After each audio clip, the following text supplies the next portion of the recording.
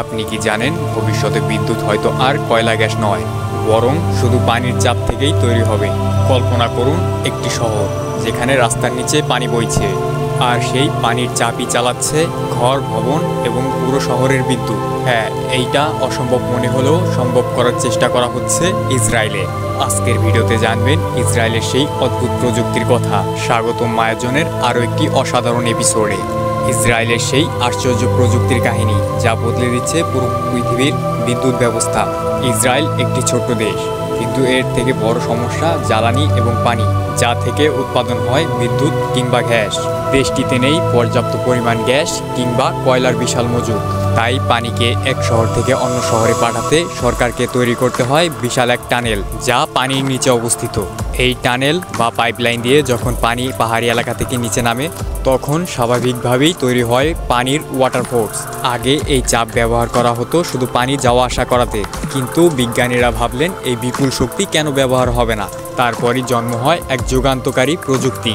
এটা এমন এক সিস্টেম যেখানে পাইপের ভিতর দিয়ে স্বাভাবিকভাবে বয়ে চলা পানি ছোট ছোট টারবাইন ঘুরিয়ে তৈরি করে এক টেকসই বিদ্যুৎ। এই ছোট টারবাইনগুলো পাইপের ভেতরে বসানো হয়, আর পানি তাদের উপর দিয়ে গড়ায়।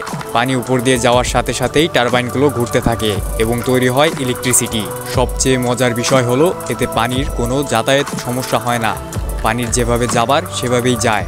এটা বুঝতে গেলে সহজ করে ভাবুন, একটা নদীতে যদি পাখার মতো ব্লেড রাখেন, তাহলে পানির স্রোত অবশ্যই পাখাটিকে ঘোরাবে। ঠিক একইভাবে পাইপে পানি প্রবাহিত হয়। প্রবাহে তৈরি হয় শক্তিশালী চাপ, আর এই চাপই টারবাইনগুলোকে ঘোরায়। টারবাইনগুলো ঘুরলেই জেনারেটর তৈরি করে বিদ্যুৎ, আর সেই বিদ্যুৎ সরাসরি পাঠানো হয় গ্রিডে। এই প্রসেস 24 ঘন্টা চলে, বিনা শব্দে, বিনা ধোঁয়ায়, বিনা দূষণে। এটাই এই প্রযুক্তির সবথেকে বড় ম্যাজিক। ইসরায়েলে প্রথমে এই প্রযুক্তিটি 3টি বড় শহর ব্যবহার করে: হাইফা, জেরুজালেম আর তেল আবিব। ফলাফলটি ছিল রীতিমতো অবাক করার মতো। শুধু পানির চাপ ব্যবহার করেই পুরো শহরে প্রায় 15 থেকে 20% বিদ্যুৎ তৈরি হয়ে যায়। কিন্তু এখানে খরচ প্রায় নেই বললেই চলে।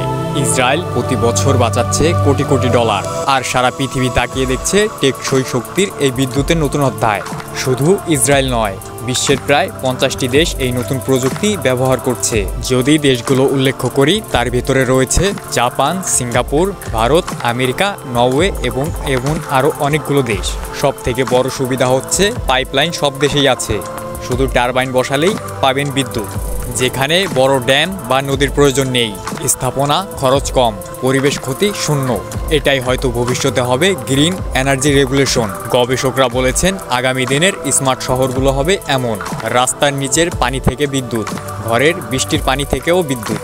শহরগুলো শুধু পানি ব্যবহার করবে না, বরঞ্চ পানি থেকে বিদ্যুৎ উৎপাদন করবে। হয়তো আর কখনোই দরকার হবে না গ্যাস বা কয়লার। এটাই হয়তো 21 শতাব্দীর সবচেয়ে বড় বিপ্লব। একটা সময় ছিল যখন ফ্যান, লাইট বা প্রযুক্তি ব্যবহারে কয়লা পোড়ানো লাগত। আজ আমরা দেখছি মাত্র 1 ফোঁটা পানিও বিদ্যুৎ উৎসের মূল উপাদান হতে পারে। এই আবিষ্কারই আজকে সবথেকে বড় প্রমাণ। যদি প্রাকৃতিক শক্তি সঠিকভাবে ব্যবহার করা যায়, তবে আমরা সাজাতে পারি একটি টেকসই এবং নিরাপদ পৃথিবী। তোমার কি মনে হয় এই আবিষ্কারটি পৃথিবীর কতটুকু কার্য সাধন করবে? কমেন্টে অবশ্যই জানাও। মায়াজন চ্যানেলটা সাবস্ক্রাইব না করে থাকলে সাবস্ক্রাইব করে এখনই মায়াজনের সদস্য হয়ে যাও। পরবর্তী ভিডিও আসার আগ পর্যন্ত ভালো থাকো, সুস্থ থাকো। ধন্যবাদ।